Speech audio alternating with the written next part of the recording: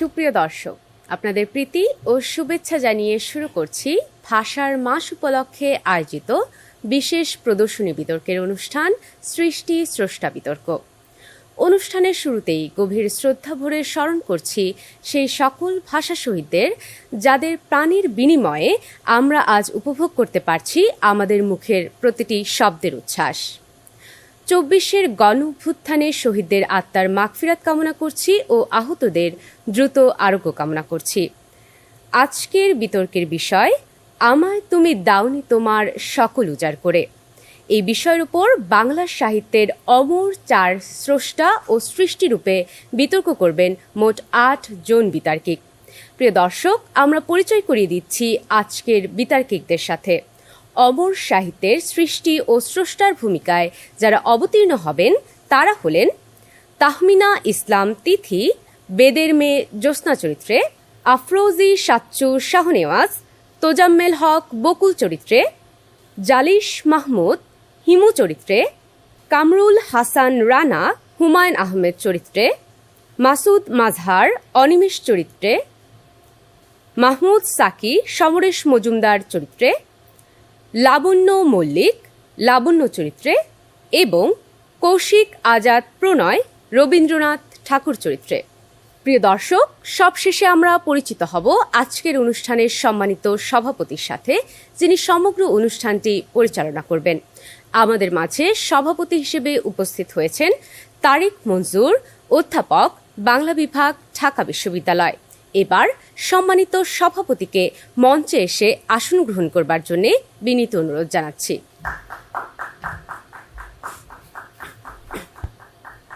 বিতর্ক অনুষ্ঠানটি শুরুর পূর্বে চলুন আজকের বিতর্কের নিয়মগুলো জেনে নেই। প্রত্যেক বিতার্কিক তার বক্তব্য উপস্থাপনের জন্য মোট ৫ মিনিট সময় পাবেন। এক্ষেত্রে ৪ মিনিটে একটি সতর্কতা সংকেত এবং ৫ মিনিটে চূড়ান্ত সংকেত প্রদান করা হবে। এবার আজকের অনুষ্ঠানের সম্মানিত সভাপতিকে আজকের বিতর্ক অনুষ্ঠানটি পরিচালনা করবার জন্য বিনীতভাবে অনুরোধ জানাচ্ছি। সম্মানিত সভাপতি, আমি দেখতে পাচ্ছি আমার হাতের ডান দিকে বসে আছে কালজয়ী সব সৃষ্টি এবং হাতের বাম দিকে বসে আছে তার স্রষ্টারা, এবং আমরা শুনব তাদের কথা এবং যুক্তিগুলো আমরা দেখব কে কতটুকু ভালো যুক্তি উপস্থাপন করতে পারে। আমি প্রথমেই হাতের ডান দিক থেকে ডেকে নিচ্ছি বেদের মেয়ে জ্যোৎস্না চরিত্রে বিতার্কিক তাহমিনা ইসলাম তিথিকে। তাহমিনা ইসলাম তিথি বেদের মেয়ে জ্যোৎস্না চরিত্রে বলবে। যেখানে সুরের লহমা স্থবির হয়ে থাকে সেখানে কাটাছেঁড়া ছাড়া কোনো মণিমুক্তা মিলে না। অদমনীয় ভীতের উপর দণ্ডায়মান থেকেও মুষড়ে পড়ে কেবল প্রকাশভঙ্গিমার অভাবে, আর সঠিক প্রকাশভঙ্গিমায় তা ঝর্ণার মতো ঝংকার তুলতে থাকে। আমি জ্যোৎস্না, আমি সেই প্রকাশভঙ্গিমা। আমার প্রকাশভঙ্গিমার কারণেই বেদের মেয়ে জ্যোৎস্না এখনও মানব মনে দাগ কেটে রেখেছে, আর এর মধ্য দিয়ে স্মরণ করা হচ্ছে জ্যোৎস্নার স্রষ্টাকেও। আমায় তুমি দাওনি তোমার সকল উজাড় করে, এই উক্তিটির মধ্যে লুকিয়ে আছে জ্যোৎস্নার স্রষ্টা অর্থাৎ তোজাম্মেল হক বকুল থেকে জ্যোৎস্নার অনেক না পাওয়া। বেদের মেয়ে জ্যোৎস্নার শীর্ষক উপস্থাপনাটি মূলত দুঃখপূর্ণ, তা সত্ত্বেও এটি মিলনাত্মক। এতে সকলের আবেগকে জয় করে তা চিরস্থায়ী করাটা জ্যোৎস্নার জন্য অনেক বেশি কষ্টের ছিল। অথচ শেষ পরিণতি যদি বিয়োগান্তক হতো তাহলে সকলের আবেগ নিজের দখলে নেওয়া জ্যোৎস্নার জন্য অনেক বেশি সহজতর হয়ে যেত। কেননা মিলনে মলিনতা আর বিরহে উজ্জ্বলতায় বাড়ে। কিন্তু আমি জ্যোৎস্না সেই কঠিন কাজটিকেই হাসি মুখে বরণ করে নিয়েছিলাম, আর সকলকে বোঝাতে সক্ষম হয়েছি কুমারকে হারাতে দিলে এক দীর্ঘশ্বাসে এই প্রাণ চঞ্চল হতো তমসাবৃত। অথচ হৃদয়ের খুব কাছে যেখানে সুখেদের বাস, সেইখানে তাকে পেয়েও কম মর্মপীড়া ভোগ করতে হয়নি। তুমি কখনো আমাকে তোমার সকল শূন্য করে কিংবা উজাড় করে সাজাওনি। আমি নিজ গুণে নিজ মহিমায় গুণান্বিত হয়েছি আমার সাবলীল আর অকৃত্রিম উপস্থাপনার মধ্য দিয়ে। কেননা আমার উৎসরিত সাবলীল আবহ এতটাই প্রকট ছিল যে যে চোখে এই জ্যোৎস্নার আলো পড়েছিল সেই চোখে জ্যোৎস্না ছাড়া আর সব কিছু বর্ণহীন মনে হয়েছিল। কেন্দ্রীয় চরিত্রে জায়গা করে নেওয়া জ্যোৎস্নার বাস্তবিক জ্যোৎস্না ঠিকরে পড়েছিল পুরো প্রজেক্টটিতে, আর তাতে উদ্ভাসিত হয়েছিলেন চরিত্রটির স্রষ্টাও। চাঁদ সওদাগরের নিবেদন ছাড়া যেমন সাপের অধিষ্ঠাত্রী দেবী মনসা অসম্পূর্ণ ছিল, ঠিক তেমনই আমার নিবেদন ছাড়াও তিনি অসম্পূর্ণই। রূপগঞ্জের নদীর পাড়ে আমাকে খুঁজে পাওয়ার পর আমি কুমারকে জানিয়েছিলাম বেদের মেয়ের ভালোবাসা প্রাসাদে স্থান পায়নি, পেয়েছে তার মুখের লাল রক্ত। ঠিক তখন আমার চির হরিণী কালো চোখের মায়ায় মন্ত্রমুগ্ধের মতো তাকিয়ে সরল স্বীকারোক্তি ভাষা খুঁজে পেয়েছিল কুমারের মনে, আর সেও জানিয়েছিল সেই রক্তের টিপ পরিয়েই আমাকে প্রাসাদে নিয়ে যেতে চায় ভালোবাসাকে সার্বজনীন করতে। আর এর মধ্য দিয়ে যে প্রেমবার্তা পৌঁছেছিল কোটি মনে, তা ছিল কেবল আমারই দান আমার স্রষ্টার প্রতি। বেদের মেয়ের পরিচয়ে বড় হওয়া আমি জ্যোৎস্না রাজসভায় এক মজলিস লোকের সামনে কুমারের জীবন বাঁচিয়ে যখন কুমারকে দাবি জানিয়েছিলাম, তখন আমার মধ্যে যে দৃঢ়তা, যে সাহসিকতার পরিচয় মিলেছিল, তা ছিল অসামান্য। কুমারের প্রতি আমার হৃদয়ের গোপন অনুভূতি প্রকাশেও আমি ছিলাম তৎপর। পরিবারের সকলের চোখ ফাঁকি দিয়ে কিভাবে মনের মানুষের সাথে দেখা করতে হয়, কিংবা দেরি করার কারণে অপেক্ষারত মনের মানুষকে কিভাবে অভিমান ভাঙাতে হয়, সে সব কিছুই কিন্তু আমার থেকেই এ প্রজন্মে শেখা। বর্তমান প্রজন্মের শিল্পীরা আমাকে আদর্শ করে গান গায়। বেদের মেয়ে জ্যোৎস্না আমি, চাঁদের মেয়ে না। কথা দিয়ে কথা রাখি, ফাঁকি দিই না। তারা সকলেই কিন্তু জ্যোৎস্নার স্রষ্টাকে চিনে না, অথচ জ্যোৎস্নাকে ঠিকই চিনে। আমার স্রষ্টাকে নিবেদন করে আমি একবার বলতে চাই, ব্যথা দিয়েছ মোরে, জখমে ক্লান্ত হয়েছে এই মন, মর্মযন্ত্রণায় আচ্ছাদিত করেছ এই সত্তা, তবুও নিদারুণ অভিঘাতেও জর্জরিত হয়নি এই জ্যোৎস্না। কেবলই ভালোবাসার যোগান দিয়েছি। তুমি আমাকে তোমার সর্বস্ব উজাড় করে না দিলেও আমি তোমাকে অমর করে রেখেছি আমার চরিত্রটির উৎকর্ষতা প্রমাণের মধ্য দিয়ে। ধন্যবাদ। ধন্যবাদ বেদের মেয়ে জ্যোৎস্না চরিত্রে তাহমিনা ইসলাম তিথিকে। এরপরে আমরা ডেকে নিচ্ছি ঠিক বিপরীতভাবে হাতের বাম দিক থেকে তোজাম্মেল হক বকুল চরিত্রে আফরোজি শাহনেওয়াজ সাচ্চুকে। আফরোজি শাহনেওয়াজ সাচ্চু। ধন্যবাদ মাননীয় সভাপতি, আমাকে আজকের এই সৃষ্টি স্রষ্টা বিতর্কে কিছু বলবার সুযোগ দেওয়ার জন্য। বিতর্ক শুরু করার আগে বেদের মেয়ে জ্যোৎস্না সম্পর্কে কিছু কথা আপনাদের না বললেই না। 1989 সালে আমরা যখন চলচ্চিত্রটি মুক্তি দিয়েছিলাম, তখন ঢাকার বাইরে মাত্র কয়েকটি হলে আমরা সক্ষম হয়েছিলাম চলচ্চিত্রটি মুক্তি দিতে। এমনকি চট্টগ্রামের কোনো হলে আমরা সিনেমাটি মুক্তি দিতে পারিনি। সিনেমাটি হয়তোবা হিট হবে না এটা ভেবে সিনেমাটির অডিও কেনার পরও এক লোক আমাদের ফেরত দিয়ে গিয়েছিল। পরবর্তীতে 6 মাস তিনি আক্ষেপ করেছিলেন, এ আমি কি করলাম। সত্যিই তো মাননীয় সভাপতি, তিনি কি করেছিলেন? পরবর্তীতে যিনি ওই অডিওটি কিনেছিলেন, তিনি ওই এক সিনেমার অডিওর লাভে 1 কোটি টাকার উপর একটি বাড়ি কিনেছিলেন। এমনই ছিল বেদের মেয়ে জ্যোৎস্না চলচ্চিত্রের প্রভাব। সেই সাথে পরিচালকেরও কিছুটা নামডাক ছড়িয়েছিল। এর পরের ইতিহাস আপনারা সবাই জানেন। 20 লাখ টাকা বাজেটের সিনেমাটি লাভ করেছিল মাত্র 25 কোটি টাকা, যা বর্তমান মূল্য বিবেচনায় প্রায় 200 কোটি টাকা, এবং যার ধারে কাছে যেতে পারেনি কোনো চলচ্চিত্র। শুধুমাত্র সৃষ্টি দিয়ে এটা সম্ভব হতো কি না জানি না। যাই হোক, পরবর্তীতে শুনেছি যে গ্রাম অঞ্চলে আবহমান বাংলায় চলচ্চিত্রটি এতটাই জনপ্রিয় হয়েছিল যে এক গ্রাম্য মেয়ে তার স্বামীকে অনুরোধ জানিয়েছিলেন বারবার চলচ্চিত্রটি দেখতে তাকে হলে নিয়ে যাওয়ার জন্য। পাষাণ স্বামীর হৃদয় গলেনি। অভিমানে, অনুযোগে, আফসোসে শুনেছি মেয়েটি আত্মহত্যা করেছিল। এই ছিল তোজাম্মেল হক বকুল এবং তার সৃষ্টি বেদের মেয়ে জ্যোৎস্নার প্রভাব তৎকালীন সময়ে। বর্তমান সময়েও আপনারা উপলব্ধি করতে পারবেন যদি শুধু এটুকু চিন্তা করেন যে এখনও বেদের মেয়ে জ্যোৎস্না এই গানটি শোনেনি এমন মানুষ পাওয়া দুষ্কর। মাননীয় সভাপতি, চলচ্চিত্রটি কেন এত বিখ্যাত হয়েছিল বা কেনই বা জ্যোৎস্নার নাম একবিংশ শতাব্দীতে 36 বছর পরেও আজকে সবাই জানে, সেদিকে আমি একটু আলোকপাত করতে চাই। শুরুতেই আমি যদি বলি যে মোটা দাগে যে কারণগুলোর কারণে চলচ্চিত্রটি বিখ্যাত হয়েছিল: কাহিনী, গান, কুশীলব নির্বাচন, জীবন ঘনিষ্ঠ দৃশ্য, সর্বোপরি জ্যোৎস্না এবং জ্যোৎস্নার নামকরণের যে সার্থকতা, এগুলোর কারণেই চলচ্চিত্রটি সবার মনে দাগ কেটেছিল। কাহিনী সংলাপের কথা যদি বলি, মাননীয় সভাপতি, পুরো চিত্রনাট্য আমার হাতে তৈরি এবং পুরো চিত্রনাট্যে আমি জ্যোৎস্নাকে সাজিয়েছি আমার মনের মাধুরী মিশিয়ে। এরপরে সব থেকে বেশি জনপ্রিয় হয়েছে গানের কারণে চলচ্চিত্রটি, এবং 11টি গানের মধ্যে 10টি গান লিখেছিলাম আমি নিজেই। কুশীলব নির্বাচনের ক্ষেত্রে জ্যোৎস্না চরিত্রের জন্য আমি যাকে ঠিক করেছিলাম, এটা ছিল অন্যতম সাহসী একটি সিদ্ধান্ত। কারণ অঞ্জু ঘোষের এর আগের 19টি সিনেমাই ছিল ফ্লপ। সবাই ধরেই নিয়েছিল এটা হতে যাচ্ছে তার 20তম ফ্লপ সিনেমা। কিন্তু জ্যোৎস্না চরিত্রটিকে আমি এতটাই শক্তি দান করেছিলাম যে জ্যোৎস্নার শক্তিতে বলীয়ান হয়ে অঞ্জু ঘোষের 20তম ফ্লপ সিনেমা হওয়ার কথা সেটি হয়েছিল তার সব থেকে হিট সিনেমা। মাননীয় সভাপতি, 10টি গান আমি লিখেছিলাম। সে গানগুলো অডিও 1 মাসের মধ্যে বিক্রি হয়েছিল 1 লক্ষেরও অধিক কপি, এবং যে জীবন ঘনিষ্ঠ দৃশ্যের আমি অবতারণা করেছিলাম, হলে হলে সব বাঙালি চরিত্রই যেন সেই দৃশ্যের মধ্যে নিজেকে খুঁজে পেয়েছিল। জ্যোৎস্না এবং আনোয়ারের মাঝে প্রত্যেক বাঙালি নারী পুরুষ তাদের নিজেদের যেন দেখতে পেয়েছিল। আজকে এখানে জ্যোৎস্না এসে অনেক কথাই বলে গেল, বলার অধিকার তার আছে।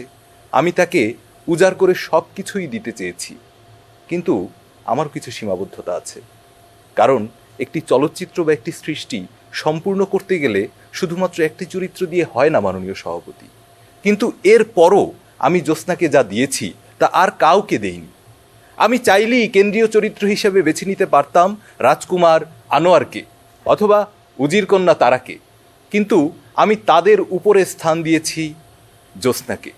জ্যোৎস্নাকে আমি আমার সর্বস্ব দিয়ে, দেবতারা যেমন অসুরকে বধ করবার জন্য তাদের সমস্ত শৌর্য বীর্য দিয়ে, দেবীরা যেমন তাদের সব রূপ ঐশ্বর্য দিয়ে তিলে তিলে তিলোত্তমাকে গড়ে তুলেছিলেন, আমি তেমনি আমার সমস্ত শক্তি, অস্ত্র, আমার সমস্ত সাহস দিয়ে গড়ে তুলেছি জ্যোৎস্নাকে। যে কারণে জ্যোৎস্না আজও প্রাসঙ্গিক। জ্যোৎস্নার স্বামীর চরিত্রটি মানে রাজকুমার চরিত্রটি এখানে কেবল আলংকারিক একটি চরিত্র হিসেবে আমি দেখিয়েছি। এখানে মূলত সে জ্যোৎস্নার সম্পত্তি, সে জ্যোৎস্নার স্বামী নয়। তাই তো নিজের পরিচয় দিতে গিয়ে রাজকুমার আনোয়ার যখন বলেন, জ্যোৎস্না আমি তোমার স্বামী, এটাই আমার একমাত্র পরিচয়।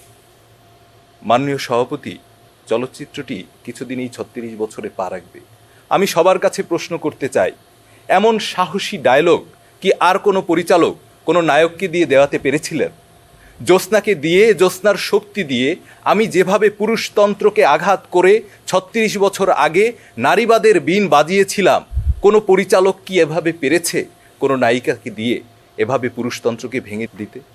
হয়তো পেরেছে, হয়তো পারেনি। যদি পারে আমি সাধুবাদ জানাই, আমি তাদের অভিবাদন জানাতে চাই। পরিশেষে মাননীয় সভাপতি, অনেক কথাই বলবার ছিল আমার, সব কিছু বলতে পারিনি। আমি শুধু জ্যোৎস্নাকে বলতে চাই যে জ্যোৎস্না, চাইলে আমি কি তোমাকে সবটুকু দিয়ে সাজাতে পারতাম, কিন্তু তাতে কি তুমি পরিপূর্ণতা পেতে? তোমার যতটুকু অপরিপূর্ণতা সেটাই তোমার পরিপূর্ণতা। এ কারণেই মানুষ তোমাকে মনে রেখেছে, তোমার মাধ্যমে অমর হয়েছি আমিও। শেষ করব শুধুমাত্র ধন্যবাদ জ্ঞাপন করে এক বিশিষ্ট ব্যক্তিকে। যখন আমি প্রশ্নবাণে জর্জরিত ছিলাম, যখন সমালোচনা উঠছিল আমার নামে, যখন রুচিবোধের প্রশ্নে ভদ্রমহল থেকে বারবার টিটকারি করা হচ্ছিল, ঠিক তখন এক প্রাণপুরুষ আমার পাশে দাঁড়িয়েছিলেন। তিনি আমার সম্পর্কে তার পত্রিকা প্রতিপক্ষে লিখেছিলেন যে বেদের মেয়ে জ্যোৎস্না ছবিটি কেন এত দর্শক টেনেছে। তিনি আর কেউ নয়, তিনি কবি ফরহাদ মজহার, যার দীর্ঘ লেখাটি আমাকে সাহস দিয়েছিল, অনুপ্রেরণা দিয়েছিল। আপনারা যারা আজও সন্দিহান বেদের মেয়ে জ্যোৎস্নার রুচিবোধের প্রশ্নে, জ্যোৎস্নার প্রশ্নে, তাদের কাছে আমার অনুরোধ, আপনারা কবি ফরহাদ মজহারের লেখাটি একটিবার পড়ে নেবেন। ধন্যবাদ সবাইকে। ধন্যবাদ আফরোজি শাহনেওয়াজ সাচ্চু। তোজাম্মেল হক বকুল চরিত্রে তার যুক্তি উপস্থাপন করে গেল। এ পর্যায়ে আমি হাতের ডান দিক থেকে ডেকে নিচ্ছি হিমু চরিত্রে জালিস মাহমুদকে। কালজয়ী চরিত্র হিমু। প্রিয় হুমায়ুন, আপনার বা আপনাদের কলম থেকে হয়তো হাজারো চরিত্রের জন্ম হয়, কিন্তু আমি হিমু একমাত্র চরিত্র যে উপন্যাসের পাতা ছেড়ে বইয়ের মলাটের শক্ত প্রাচীর ভেদ করে বাস্তবের রাস্তায় হেঁটে চলি। ধন্যবাদ মাননীয় সভাপতি। আজকে উপস্থিত সৃষ্টি এবং স্রষ্টাগণ, দর্শক মণ্ডলী, সবাইকে আজকের বিতর্কে স্বাগত জানাচ্ছি। আমার নাম আকাশ বা সমুদ্র না হয়ে হিমালয় হওয়ার যে কারণটি স্বপ্ন সম্পর্কে আপনারা অবগত তা পুরোপুরি সত্য নয়। আকাশের বুকে জমা হওয়া মেঘময় কালিমা কিংবা সমুদ্রের বুকে থাকা আকাশের কালো ছায়া এড়িয়ে যাওয়ার জন্য আমার নাম হিমালয় রাখা হয়নি। আমার বাবা বিশ্বাস করতেন জীবন চাওয়া পাওয়ার ঊর্ধ্বে, তাই তিনি পাহাড়ের সেই চাওয়া পাওয়ার ঊর্ধ্বের বৈশিষ্ট্যকে ভিত্তি করেই আমার নাম রেখেছিলেন হিমালয়। জীবনে সফলতার সমীকরণ মেলাতে আপনারা যেসব পাটিগণিতের অঙ্ক কষেন কিংবা বায়োলজির তত্ত্ব মিলান, তার শেষ বাক্যে লেখা থাকে ইঞ্জিনিয়ার কিংবা ডাক্তার। কিন্তু আমার দার্শনিক ঘরানার মনোবিজ্ঞানী বাবা বিশ্বাস করতেন আসলে জীবনের সফলতা নির্ভর করে নিজেকে মহাপুরুষ হিসেবে প্রতিষ্ঠা করার মাধ্যমে। তাই তো নিজেকে মহাপুরুষ হিসেবে প্রতিষ্ঠা করার জন্য ভোগবিলাসকে বৃদ্ধাঙ্গুলি দেখিয়ে হলুদ পাঞ্জাবি গায়ে বৈরাগ্যের জীবন্ত ফসিল হিসেবে আজ আপনাদের সামনে উপস্থিত হয়েছি আমি হিমু। বিয়ে করলে জীবন সুন্দর হয় এই কথা যারা বলে তারা বিয়ের পর আর কোনোদিন নিজেকে দেবার মতন সময় খুঁজে পায় না, কারণ তারা সারাদিন বাস্তবতার থাপ্পড় খেয়ে ব্যস্ত থাকে। বিয়ে নিয়ে আমার এই গভীর উপলব্ধিবোধ এবং জীবনবোধই আজকে বিবাহিত পুরুষদের কাছে আমার শ্রেষ্ঠত্ব এনে দিয়েছিল। আজকে অবিবাহিত তরুণ তরুণীদের কাছে আমার শ্রেষ্ঠত্বের কারণ অবশ্য ভিন্ন, কিন্তু আমি হিমু তাদেরকে ভাবতে শিখিয়েছি ভালোবাসা মানে আজকে একটি এক লাইনের প্রেমপত্র যেখানে লেখা থাকে, রূপা কেমন আছো তুমি। ভালোবাসা মানে হলুদ সন্ন্যাসীর ভেগ ধরে চলা জীবনেও হাজারো অব্যক্ত উপলব্ধি জমা হওয়া। উপলব্ধিগুলো যখন বুক পকেটের চামড়া ছিঁড়ে বাইরে বেরিয়ে আসতে চায়, ঠিক তখন আমি হিমু রূপাদের বাসায় ফোন করি আর জিজ্ঞেস করি, হ্যালো, এটা কি ফায়ার সার্ভিস? আপনারা আমাকে ভালোবেসে কামেল পীর বা বদের হাড্ডি বলে ডেকে থাকেন। খেতাবগুলো অপমানসূচক হলেও এগুলো আমি গায়ে মাখি না, কারণ মহাপুরুষেরা তাদের নামে উঠে আসা অপবাদগুলোকে ভালোবাসার খেতাব বলেই বিশ্বাস করে। আমি সমাজের নিয়মে বিশ্বাস করি না, কারণ সমাজের নিয়ম তৈরি করেছে কিছু সুবিধাভোগী মানুষ।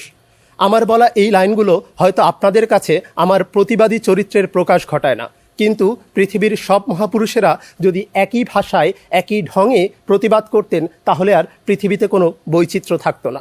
আমার একটি বিশেষ গুণ আছে, আমি মানুষের মনের কথা পড়তে পারি। এই তো আমার বন্ধুর মুখ দেখেই বলে দিয়েছিলাম তার মনে এখন গরম ভাত আর ডিম ভাজির কথা ঘুরছে।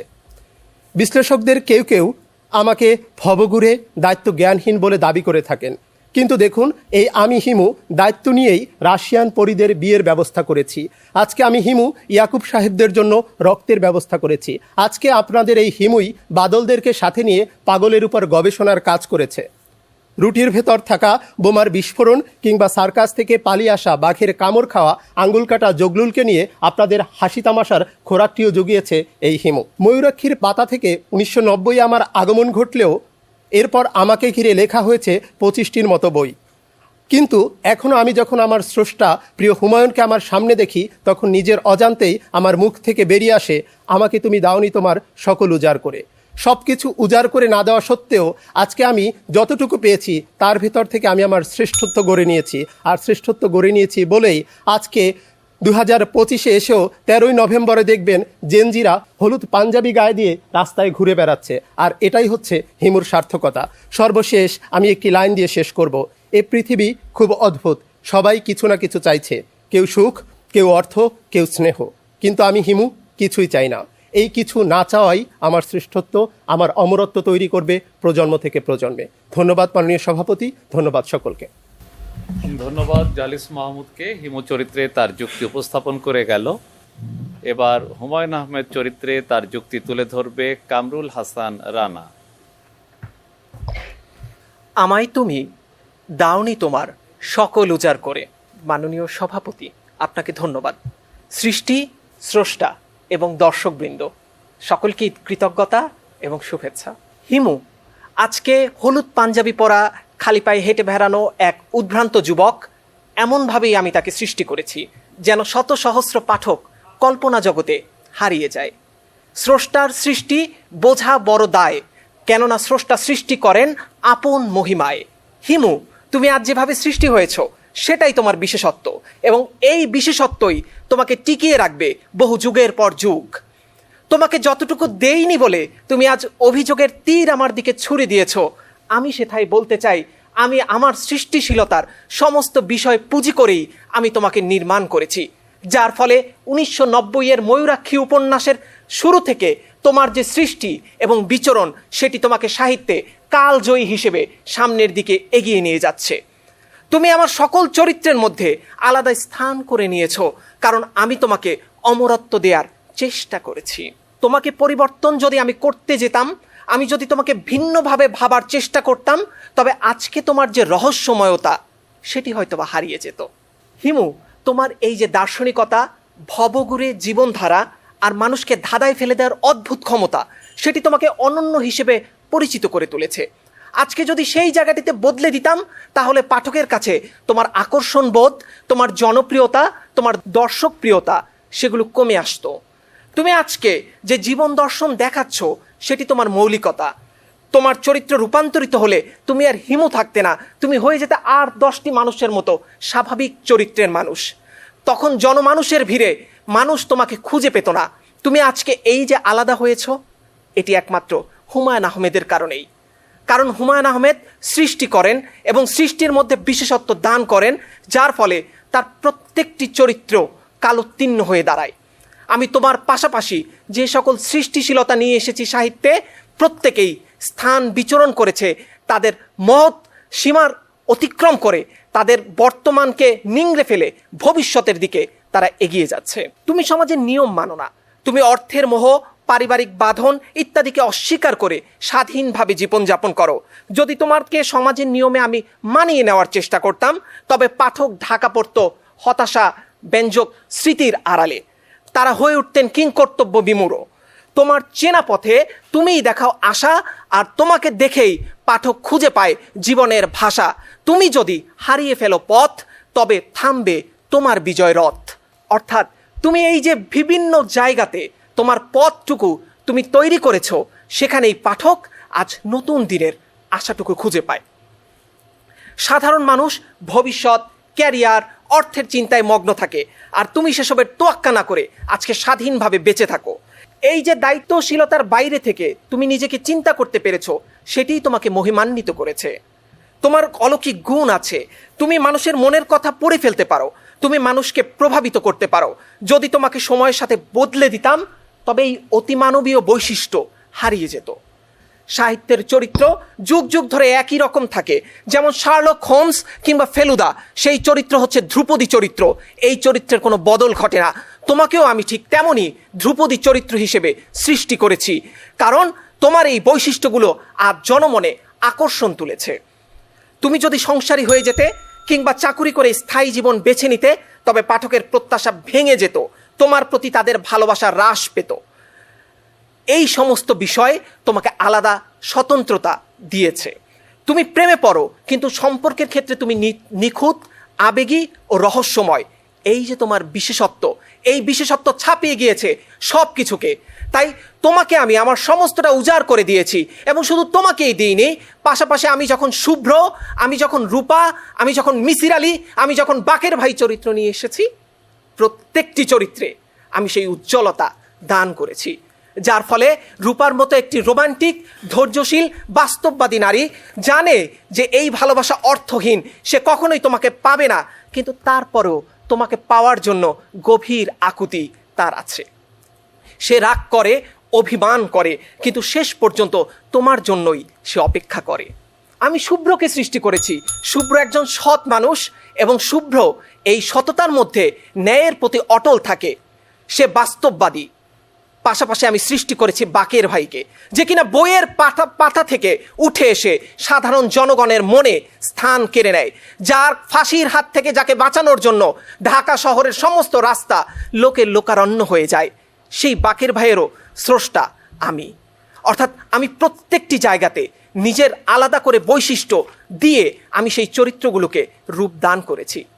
তাই তুমি যদি আজ বলো যে তুমি আমায় মহৎ হিসেবে আমাকে দর্শকদের কাছে জনপ্রিয়তা এনে দিয়েছ, আমি সেই জায়গায় বলতেই পারি, শৈবাল দিঘিরে বলে উচ্চ করে শির, লিখে রেখো এক ফোঁটা দিলেম শিশির। ধন্যবাদ সবাইকে। ধন্যবাদ। কামরুল হাসান রানা হুমায়ুন আহমেদ চরিত্রে তার যুক্তি উপস্থাপন করল। এরপরে হাতের ডান পাশ থেকে অনিমেষ চরিত্রে যুক্তি উপস্থাপন করবে মাসুদ মাজহার। সমরেশ মজুমদারের চরিত্র অনিমেষ। ধন্যবাদ মাননীয় সভাপতি আমাকে আজকের এই মঞ্চে ডেকে নেয়ার জন্য। শুরুতেই আমি আমার স্রষ্টা ঔপন্যাসিক সমরেশ মজুমদারের প্রতি নতশির শ্রদ্ধা জ্ঞাপন করছি। তুমি অন্তত আমাকে রবীন্দ্র উপন্যাসের নায়কদের মতো অকর্মণ্য অপদার্থ হিসেবে তৈরি করনি, যারা বাবার অগাধ সম্পত্তিতে লালিত পালিত হয়ে কর্ম ভুলে শুধুমাত্র সমাস প্রত্যয়যুক্ত লম্বা লম্বা বাক্যে জ্ঞান বিতরণ করে বেড়ায়। কিংবা তুমি আমাকে তৈরি করনি হিমুর মতো পলায়নবাদী চরিত্র হিসেবে, যে সমাজ সংসারের দায়িত্ব এড়ানোর জন্য নিজের কল্পিত একটি ভাব জগতে বসবাস করে এবং মনে করে সে সঠিক পথেই রয়েছে। বরং তুমি আমাকে তৈরি করেছ দেশ, জাতি, মা, মাটি ও গণমানুষের প্রতিনিধিত্বশীল একটি চরিত্র রূপে। এজন্য আমি তোমার প্রতি শ্রদ্ধা নিবেদন করছি। কিন্তু তবু কিছু কথা থেকে যায় সমরেশ।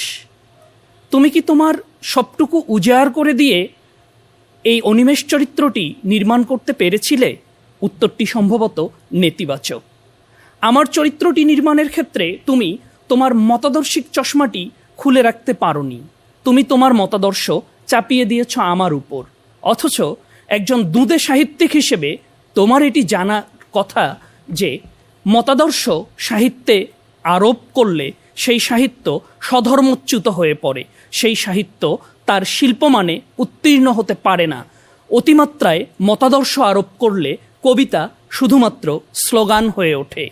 তুমি আমাকে তৈরির সময় সিপিএম, সিপিআইএম, মার্ক্সবাদী, লেনিনবাদী, রাশাপন্থী, চীনপন্থী, সংশোধনবাদী, খতমবাদী এসব রাজনৈতিক মতাদর্শের ঊর্ধ্বে উঠতে পারোনি। এর দায়ভার আমাকে বহন করতে হয়েছে পাঠকদের কাছেও। তুমি আমাকে নির্মাণ করেছিলে আধুনিক বস্তুবাদী চিন্তার জায়গা থেকে বস্তুবাদী চিন্তা করা একটি চরিত্র হিসেবে। কিন্তু দুঃখজনক যে তুমি আমাকে নিয়তিবাদের হাত থেকে রক্ষা করনি। তুমি যখন শুরুতেই বলে দাও যে আমার কোষ্ঠীতে লেখা আছে রাজদ্রোহের কারণে সাজাভোগ অনিবার্য, এবং সেটি পরবর্তীতে আমার চরিত্রে ফুটে ওঠে, তখন প্রশ্ন ওঠে যে আসলে কি আমি নিয়তিবাদী চরিত্র নাকি আমি বস্তুবাদী চরিত্র। তুমি চেয়েছো আমাকে বস্তুবাদী চরিত্র হিসেবে নির্মাণ করতে, কিন্তু তোমার ভুলে তুমি আমাকে দেখিয়েছো নিয়ন্ত্রিত একটি চরিত্র হিসেবে, সেই পুতুল নাচের ইতিকথার মতো। কিন্তু কথা তো সেটি ছিল না সমরেশ। আমার এই চরিত্র নির্মাণের ক্ষেত্রে তোমার দ্বিতীয় যে সীমাবদ্ধতা আমি বলবো, তুমি আমার প্রতি যতটুকু মনোযোগ দিয়েছ তার চেয়ে অনেক বেশি মনোযোগ দিয়েছ মাধবীলতা চরিত্রটি নির্মাণ করার ক্ষেত্রে। অনিমেষের অনুভূতি দিয়ে কখনোই বোঝা যায় না। অনিমেষকে ব্যাখ্যা করতে হয় মাধবীলতার অনুভূতির চাদরে। তুমি আমাকে একটা খোলস করে তৈরি করেছ, যার প্রাণ সত্তাটি লুকিয়ে রেখেছিলে মাধবীলতা চরিত্রের প্রতি। শরৎচন্দ্র যেমন তার সকল উপন্যাসে নারী চরিত্রগুলোকে অধিক উজ্জ্বল করতে গিয়ে পুরুষ চরিত্রগুলোকে ম্লান করেছে, সেই একই পথে তুমিও হেঁটেছিলে। কিন্তু মূল চরিত্র এখানে কেন্দ্রীয় চরিত্রের ভূমিকায় ছিলাম আমি। সেই জায়গাটিতে তুমি আমার প্রতি সুবিচার করতে ব্যর্থ হয়েছ। প্রিয় সমরেশ, উত্তরবঙ্গের ছেলে ছিলাম আমি। সেই তিস্তা বিধৌত অঞ্চল থেকে যখন আমি কলকাতা শহরে পড়তে যাই, মধ্যবিত্ত পরিবারের এক সন্তান হিসেবে আমার বাবার ভালোবাসা, ছেলেকে নিয়ে তার স্বপ্ন পূরণ করতে আমি ব্যর্থ হয়েছি। ছোট মায়ের আমার প্রতি যে আবেগ, তার প্রতিও আমি সুবিচার করতে পারিনি। স্বামী হিসেবে তুমি আমাকে পুরোপুরি ব্যর্থ হিসেবে দেখিয়েছ। আমি কথা দিয়েছিলাম মাধবীলতাকে সকল সময় তার পাশে থাকব, কিন্তু সন্তান জন্মদানের মতো সেই গুরুত্বপূর্ণ মুহূর্তটিতে আমি তার পাশে থাকতে পারিনি। তাহলে কি এটি প্রমাণ হয় যে যারা রাজনৈতিক কর্মী তাদের পারিবারিক জীবন আমার মতোই এরকম ভঙ্গুর হয়? এই যদি অবস্থা হয়, তাহলে এই রাজনৈতিক কর্মীদের পাশে কে দাঁড়াবে? আজকের দিনের লাবণ্যরা কিংবা বেদের মেজোসনারা সেই কুমার আনোয়ারকে পছন্দ করে, কিংবা প্রতিষ্ঠিত ব্যারিস্টার অমিত রায়কে পছন্দ করে। এই ভঙ্গুর সংসারের ঘানি টেনে মাধবীলতা হতে চায় কয়জন? অথচ তুমি আমাকে এই জায়গাগুলোতে পূর্ণতা দিতে পারতে। আমার সন্তান অর্কের ক্ষেত্রে পিতা হিসেবে আমি তো অনেকটাই মৃত। আমার প্রতি আমার সন্তান অর্কের ন্যূনতম ভালোবাসা কি ছিল কিংবা শ্রদ্ধাবোধ ছিল না, কারণ সে কাছ থেকে দেখেছে তার পিতার এই ভঙ্গুর জীবন। অথচ তুমি না করেছো আমাকে সন্তান হিসেবে সফল, না করেছো তুমি আমাকে স্বামী হিসেবে সফল, না দেখিয়ে করেছো তুমি আমাকে পারিবারিক মানুষ হিসেবে, পিতা হিসেবে সফল। কিন্তু সবচেয়ে দুঃখ কোথায় জানো? তুমি আমাকে বিপ্লবী হিসেবেও সফল করতে পারোনি। আমার বুলেট বিদ্ধ পায়ের উপর দাঁড়িয়ে সেই বিপ্লবের ফল ভোগ করেছে যাদবরা, মন্ত্রী হয়েছে, কিন্তু আমি ঘুমড়ে ঘুমড়ে মরেছিলাম। এভাবেই বেহাত বিপ্লবের গল্প শুনিয়েছ তুমি। প্রিয় সমরেশ, তোমার আরেকটু মনোযোগ পেলে অনিমেষ চরিত্রটি আরও পরিপূর্ণ হয়ে যেতে পারত। তবু অনিমেষরা থেকে যাবে যুগ যুগান্তরে বিপ্লবীদের প্রেরণা হিসেবে, বাতিঘর হিসেবে। ধন্যবাদ মাননীয় সভাপতি। ধন্যবাদ মাসুদ মাজহার, অনিমেষ চরিত্রে যুক্তি উপস্থাপন করলো। এ পর্যায়ে জবাব দেওয়ার জন্য এবং যুক্তি উপস্থাপনের জন্য আমন্ত্রণ জানাচ্ছি সমরেশ মজুমদার চরিত্রে মাহমুদ সাকিকে। ধন্যবাদ মাননীয় সভাপতি, আমাকে আজকের এই বিতর্কে অংশগ্রহণের সুযোগ প্রদানের জন্য। এবং আরও বিশেষভাবে ধন্যবাদ এই জন্য যে আমাদের মতো লেখকেরা কখনো চরিত্রের মুখোমুখি হয়েছে এইটা খুব একটা দেখা যায় না। এবং আজকে আমি আমার সারা জীবনের যেই লেখক জীবনের যে অর্জিত চরিত্র, তার মধ্যে অন্যতম যে অনিমেষ আমি তৈরি করেছি, সেই অনিমেষের সামনে আজকে আমি দাঁড়িয়ে আছি এবং অনিমেষ আমার দিকে অনেক অভিযোগ তুলেছেন। তো সেই অভিযোগের পরিপ্রেক্ষিতে আজকে জবাব দিতে পারবো, এটা অনেক বড় একটা পাওয়া একজন লেখকের জীবনে, যেটা কখনো হয়তো বা বাস্তবতার নিরিখে কখনো দেখা যায় না। কিন্তু যদিও আমরা বিভিন্নভাবে সেটাকে, অন্যরা যখন একটা লেখার ক্রিটিক করেন তখন তারা হয়তোবা সেটার জবাব দেন, কিন্তু লেখক কখনো সরাসরি হয়তোবা জবাব দিতে পারেন না। কিন্তু আমি সেই জবাবটা দিতে পারছি, সেজন্য আপনাকে আরেকবার ধন্যবাদ জানাচ্ছি। আজকে অনিমেষের আমি ঠিক শেষ কথাটা দিয়ে শুরু করতে চাই। অনিমেষ যখন শেষ করছেন, শেষের দিকে তিনি বললেন যে যুগে যুগে বেঁচে থাকবে অনিমেষরা, বিশেষ করে বিপ্লবীদের আদর্শ হয়ে, বিপ্লবীদের চিন্তা হয়ে। সেই জায়গা থেকে আমি শুরু করতে চাই। যেই চরিত্রটি আমি তৈরি করেছি, যে অভিযোগটি আপনি আমাকে দিয়েছেন, সেই অভিযোগটি আপনি নিজেই আবার খণ্ডিত করে দিয়েছেন।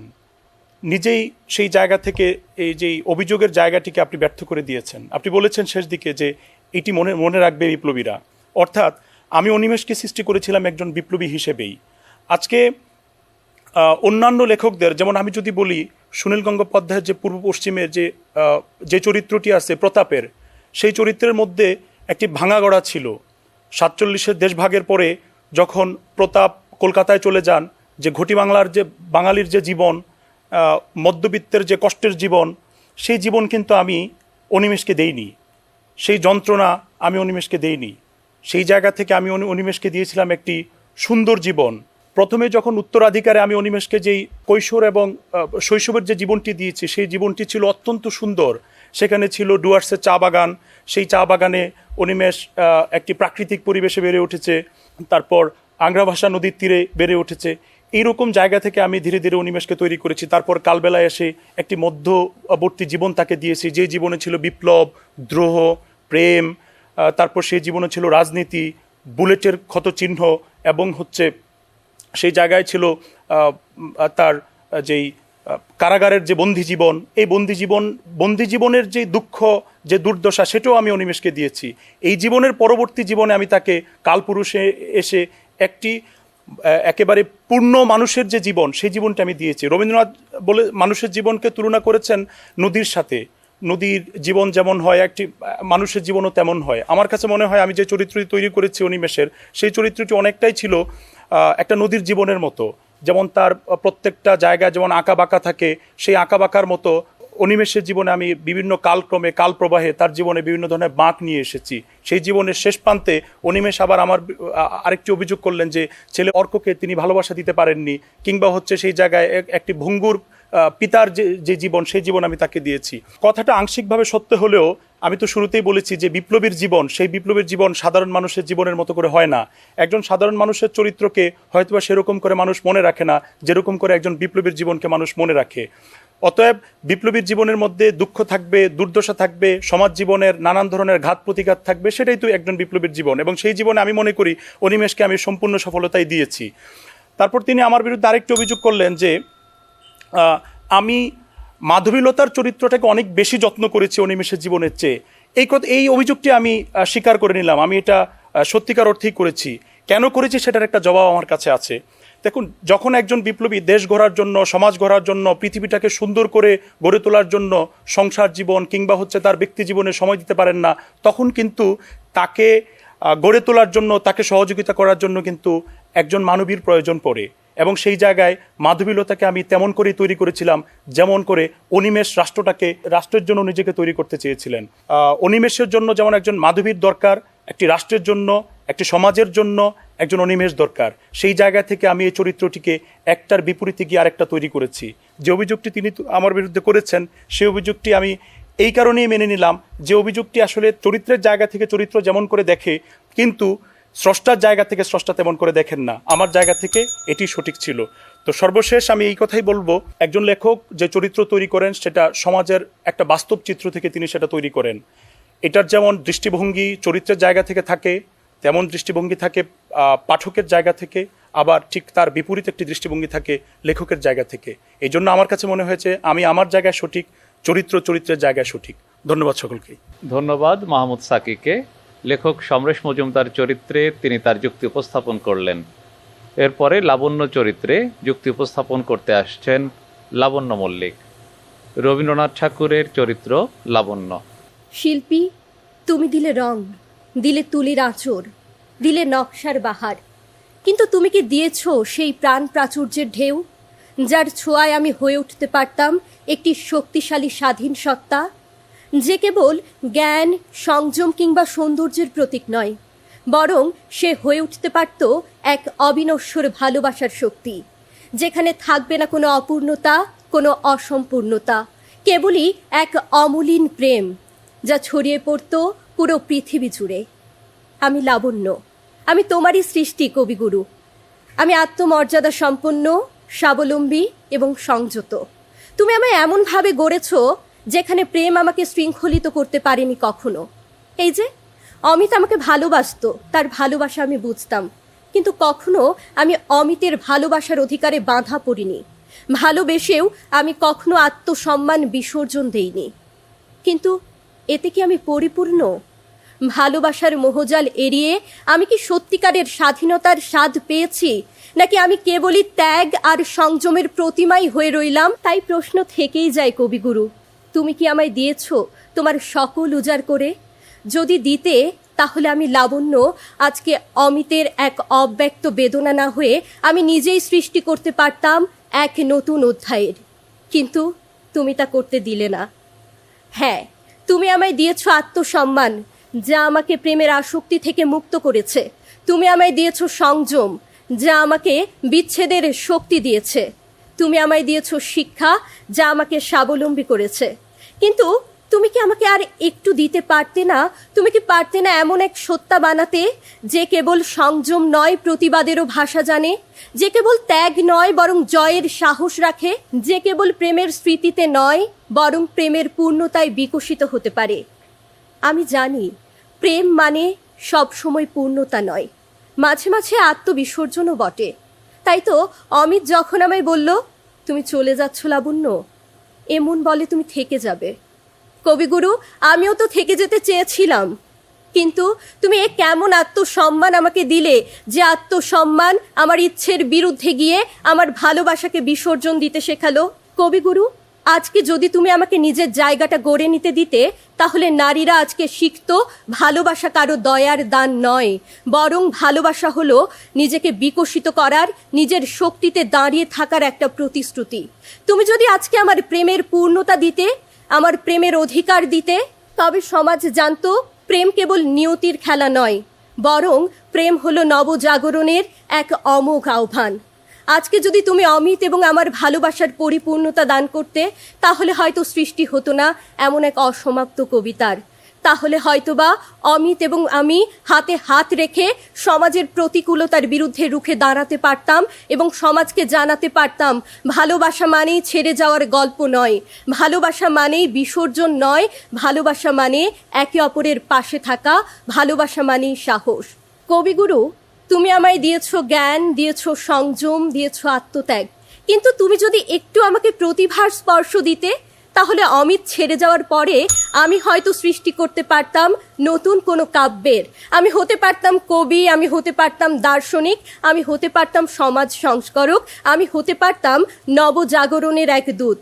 কিন্তু তুমি সেটা করলে না, তুমি আমার গল্পকে আবদ্ধ করে দিলে, তুমি আমাকে তৈরি করলে একটি অসমাপ্ত কবিতায়, যেখানে অমিত আমাকে নির্দ্বিধায় বলে গেল, কালের যাত্রার ধ্বনি শুনিতে কি পাও, তারি রথ নিত্যই উধাও, জাগাইছে অন্তরিক্ষে হৃদয় স্পন্দন, চক্রে পিষ্ট আধারের বক্ষ ফাটা তারার ক্রন্দন, ফিরিবার পথ নাহি, দূর হতে যদি দেখো চাহি, পারিবে না চিনিতে আমায়, হে বন্ধু বিদায়। তবে কি প্রেমের আসল রূপ পূর্ণতা নয়?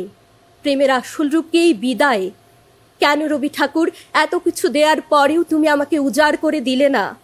কবি, তুমি লাবণ্যকে সৃষ্টি করেছো, তাকে দিয়েছো সংযম, তাকে দিয়েছো সৌন্দর্য, তাকে দিয়েছো আত্মত্যাগের সাহস, কিন্তু তুমি যদি আজকে আমাকে দিতে প্রতিবাদের ভাষা, তুমি যদি আজকে দিতে কঠোর অবস্থান, তবে হয়তো আমি আজকে এই উপন্যাসের পাতা ছাড়িয়ে আমাদের সাহিত্য জগতে অনেক উঁচু অবস্থানে পৌঁছতে পারলাম।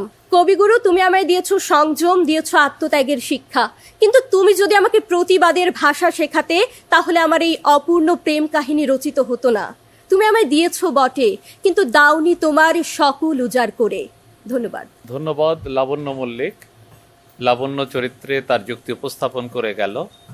এ পর্যায়ে আমন্ত্রণ জানাচ্ছি কৌশিক আজাদ প্রণয়কে, লেখক রবীন্দ্রনাথ ঠাকুর চরিত্রে তার যুক্তি উপস্থাপন করবে। লাবণ্যকে উদ্দেশ্য করে শুরু করছি আমারই একটি কবিতার লাইন দিয়ে। তোমায় আমি দিয়েছি আমার সকল শূন্য করে। আমি বিশ্বকবি রবীন্দ্রনাথ ঠাকুর। আমার সৃষ্টি অনেক চরিত্র রয়েছে। হৈমন্তী ছোট গল্প হৈমন্তী রয়েছে, চারুলতা রয়েছে নষ্ট নীরে, আরও অনেক অনেক চরিত্র রয়েছে, কাদম্বিনী রয়েছে। কিন্তু প্রত্যেকটা নারী চরিত্রকে ছাপিয়ে গিয়ে সমহিমায় বিকশিত আমি যে চরিত্রটিকে করেছি, সেই চরিত্রটি লাবণ্য। সমরেশ মজুমদারের অনবদ্য এক সৃষ্টি। অনিমেষ আমার পুরুষ চরিত্রগুলোকে বলে গেল অকর্মণ্য, অপদার্থ। জ্ঞাতার্থে বলছি, অনিমেষ সম্ভবত হৈমন্তী গল্পের হৈমন্তীর বাবা গৌরী প্রসন্নের কথাটি পড়েনি, ফটিক চরিত্রটির কথা বলেনি।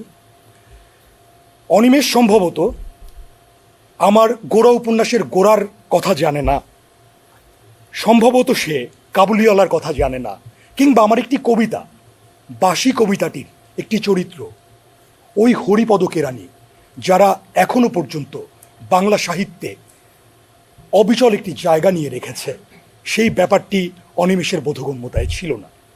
লাবণ্য অনেকগুলো অভিযোগ আমাকে করে গিয়েছে। নামটা বন্য দিয়ে শুরু হলেও বন্য শব্দটার মধ্যে একটা ঝাঝালো, একটা উন্মাদিত বিষয় থাকে, কিন্তু তার আগে লা শব্দটা যুক্ত করার মাধ্যমে যে একটা অপরূপ হেম আমি লাবণ্যের মধ্যে দিয়েছিলাম, এবং আমি লিখেছিলাম, ওগোমোর বন্যা তুমি অনন্যা, আপন রূপে তুমি অনন্যা। অর্থাৎ যে কোনো সৃষ্টিকর্মে স্রষ্টা তার সৃষ্টিকে যতটা সংবেদনশীলভাবে তৈরি করতে চায়, সেই সংবেদনশীলতা আমি আমার লাবণ্যের মধ্যে দিয়েছিলাম। যদিও গল্পের শুরুতে অমিতকে প্রতিনিধিত্ব করানো হয়েছিল উঁচু মহলের, যিনি বিলাত ফেরত একজন ব্যারিস্টার ছিলেন, লাবণ্য কিন্তু একজন সাধারণ ঘরের শিক্ষিতা মেয়ে ছিলেন। দেখতে খুব সুনিপুণ আহামরি নায়িকাদের মতো ব্যাপার নয়। লাবণ্যর মধ্যে একই সঙ্গে আমি লক্ষ্মী এবং সরস্বতীর মিশ্রণ করেছিলাম। জীবনে এই 100 বছর পরে এসেও জীবনে প্রতিটি মেয়ে কোনো না কোনো সময় লাবণ্য হতে চায়। লাবণ্য ব্যথাতুর ইতির কথা বলে গেল। আসলে তো প্রেমের যে সৌন্দর্যটা, সেটা ব্যর্থতায়, সেটা বিরহে।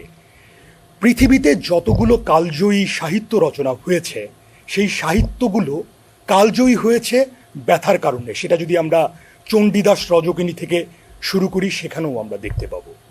এখনো পর্যন্ত যখন কোনো প্রেমিক প্রেমিকা বিদায় নেয়, ব্যথাতুর হৃদয়ে তারা কিন্তু লিখে যায়, তোমায় যা দিয়েছিনু সেসবে তোমারই দান, গ্রহণ যত করেছ ঋণী তত করেছ আমায়, হে বন্ধু বিদায়। আমি রবীন্দ্রনাথ ঠাকুর সাহিত্যের এমন কোনো জায়গা নেই যে হাত দিইনি। আমি যখন রক্তকরবীতে হাত দিয়েছিলাম, আমি সেখানে স্পর্ধিত নারী চরিত্রে নন্দিনীকে উপস্থাপন করেছিলাম। আমি যখন শেষের কবিতায় হাত দিলাম, আমি কিন্তু সেখানে লাবণ্যকে অবিচল ব্যক্তিত্বের একজন নারী হিসেবেই প্রতিষ্ঠিত করেছি, যে অমিতের মতো একজন মানুষকে শেষটায় না বলতে পারে। অমিতের কাছে কিন্তু লাবণ্য খুব সস্তা কোনো উপকরণ হয়ে যায়নি। অমিত যখন কেটির হাতে পরানো আংটিটা আবার লাবণ্যকে পরাতে গিয়েছিল, মাননীয় সভাপতি, আপনি বিশ্ববিদ্যালয়ে বাংলা পড়ান, আপনি আমার সাহিত্য পড়িয়েছেন, আপনি জানেন লাবণ্য কিন্তু সেই বিষয়টিকে ফিরিয়ে দিয়েছিল।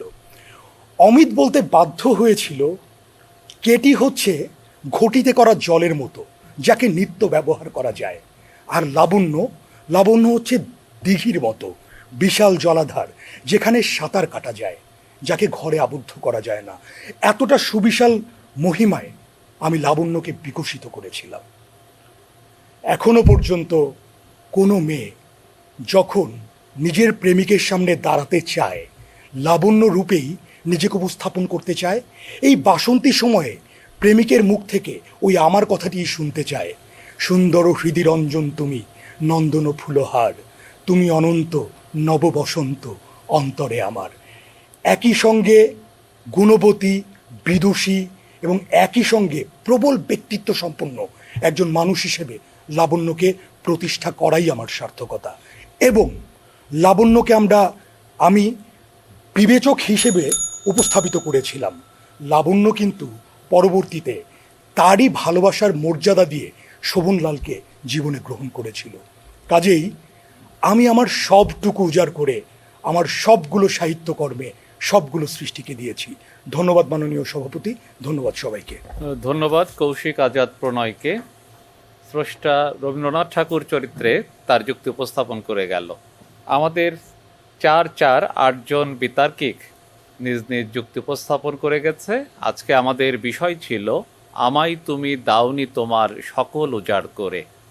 যারা সৃষ্টি, কালজয়ী সৃষ্টি, তারাই এই অভিযোগগুলো তুলেছে তার স্রষ্টার কাছে, এবং তাদের স্রষ্টা যারা, তারা যুক্তি দেখিয়েছে কেন ঘাটতি ছিল চরিত্রগুলোতে এবং কতটুকু তারা দিয়েছেন উজাড় করে, সেটাও তারা বলেছেন। আমি কিছু প্রসঙ্গ এখানে উল্লেখ করতে চাই। যেমন প্রথমেই যে আলোচনাটি এলো চলচ্চিত্র বেদের মেয়ে জ্যোৎস্না। আজকে আমরা যেভাবে হলে গিয়ে সিনেমা দেখি, এই চলচ্চিত্রটির সময় সেরকম ছিল না।